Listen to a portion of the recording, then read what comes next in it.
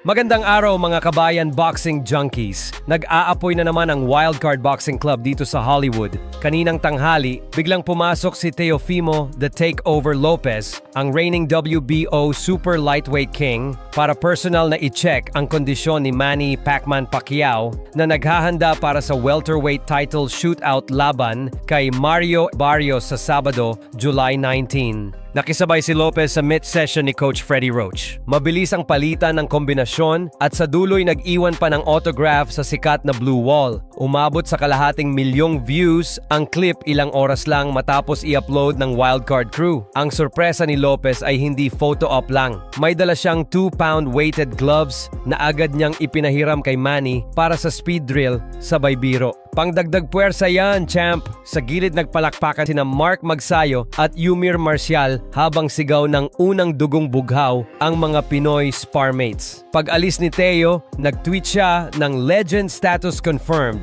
Sinagot naman ni Pacman ng, "Salamat bro, see you ringside," kaya lalong nagliyab ang fanbase. Sa training log, sinampa na ni Pacman sa 8 rounds ang live spar tuwing Lunes at Huwebes, habang 12 kilometers ang average long run tuwing madaling araw. Sa bagong kuhang larawan kahapon, bitbit pa rin niya ang trademark red-black gym bag na kasama noong Keith Thurman camp. Patunay na may sentimental routine pa rin ang pambansang kamao. Ayon kay Roach, nasa 85% fight shape na sila at huling ipa-fine-tune ang timing ng iconic left straight bago lumipad patungong Vegas sa ikalawang linggo ng July. Habang tiyak na ang welter slugfest, kumukulo rin ang lightweight universe. Muling iginiit ni Shakur Stevenson sa panayam na handa siyang tumanggap ng mas maliit na purse basta't makaharap si Gervonta Tank Davis para sa undisputed crown. Ito ang biggest fight sa buong mundo ngayon, diin niya, at inaasahan daw niya ang green light mula sa kampo ni Tank sa loob ng susunod na 2 linggo. Kung matuloy sa Oktubre, siguradong magsha-shake ito ng pay-per-view market at posibleng makaapekto sa lineup ng iba pang mega bouts ngayong taglagas. Balik tayo sa wildcard. Bukas, open door media day para sa unang 300 fans. May libreng photo op habang nag-shadowboxing si Manny. Paalala ng security,